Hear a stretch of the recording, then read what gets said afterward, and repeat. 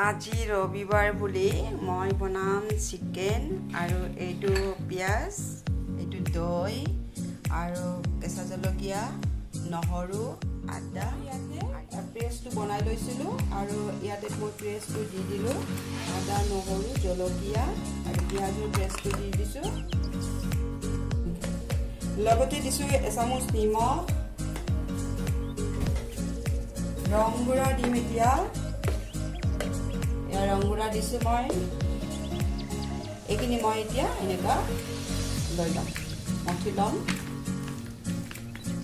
তাৰপিছত তেল কেৰাহীত গৰম কৰিম আলুটো ফ্ৰাই কৰি ল'ম আকৌ এইটো বহাই দিম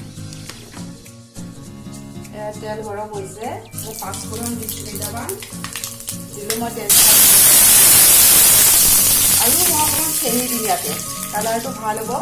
কালাৰ দিব নালাগে আচলতে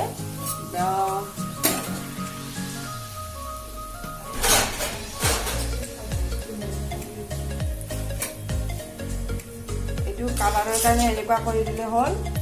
তাৰপিছত মই প্ৰেছ কৰা এয়া আদা নহৰু ৰাখি থৈ দিছিলোঁ এইখিনি অলপ এইটো কালাৰটো হৈ গ'ল এতিয়া মই চিকেনখিনি তাত দি দিম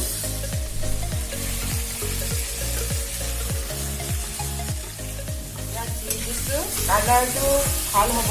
কালাৰটোৰ কাৰণে আৰু চেনিটো এইকাৰণে দিব লাগে যে আমাৰ সকলোৰে কি আছে গেছৰ প্ৰব্লেম আছে গেছৰ কাৰণে চেনিটো দিলে গেছ নহয় কেতিয়াও নহয় আৰু দৈও দিয়া আছে ইয়াতে সেইটো কাৰণে গেছ নহয় এতিয়া মই এইটো আৰম্ভ কৰিছোঁ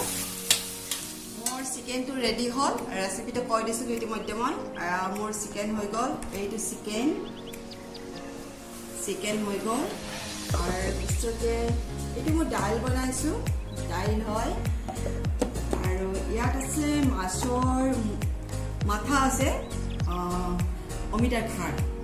খাৰটো মোৰ প্ৰিয় হয় সেইকাৰণে মই ৰবিবাৰ হ'লে অমিতাৰ খাৰটো বনাওঁ কেতিয়াবা তিতাও বনাওঁ এইটো মোৰ বহুত ভাল লাগে খাই আছে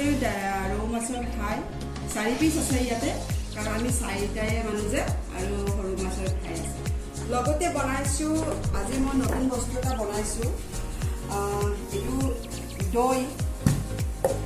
লাচি হয় এইটো ইয়াত আছে চেনি আইচ আৰু অকণমান নিমখ দিয়া হৈছিলে এইটো মই প্ৰেছ কৰি লৈছোঁ প্ৰেছ কৰি ইয়াত মই গিলাচত ঢালি থৈছোঁ আৰু ইয়াত ক'লা নিমখ এইটো ক'লা নিমখ হয় ক'লা নিমখ অকণমান দিছোঁ আৰু ইয়াত মই বাদাম গুড়ি কৰি লৈছোঁ ইয়াতে মই এনেকৈ বাদাম দি দিছোঁ এইটো আপোনালোকক খাই ল'ব এদিন খাই চাব এনেকৈ বনাই খুব ভাল লাগে খাই আৰু এইটো খুব ভাল হয় গৰমৰ দিনৰ কাৰণে খুব ভাল বস্তু আমি আলহী মাতা নাই আমাৰ ঘৰৰ 4টা পৰিয়ালৰ কাৰণে আজি মই এনেকৈ প্ৰস্তুত কৰি লৈছোঁ আৰু আপোনালোককো দেখাইছোঁ আৰু যদি আপোনালোকৰ মোৰ ভিডিঅ'টো ভাল পায় তেন্তে আপোনালোকে লাইক কৰিব কমেণ্ট কৰিব ছাবস্ক্ৰাইব কৰিব আৰু মই নতুন ভিডিঅ' দিম আপোনালোকৰ কাৰণে মোৰ চেনেলটোৰ নাম হৈছে আমাৰ জীৱন ভূমিকা ইয়াত মই সকলো ধৰণৰে বস্তু দিম গতিকে